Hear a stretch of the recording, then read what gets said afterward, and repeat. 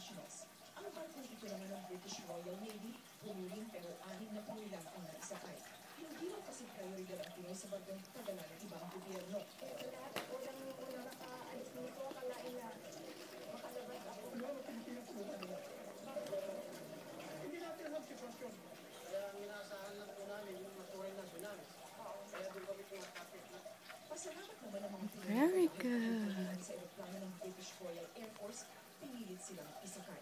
Pero kung wala raw kumpanya na mag-rescue at walang pera, di raw makakaalis ang mga Pinoy sa libre. Good job.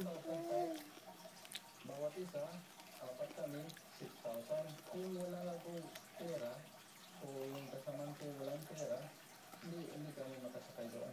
Kaya nagbukaya ng mga stranded Good Pinoy job, baby. Very good.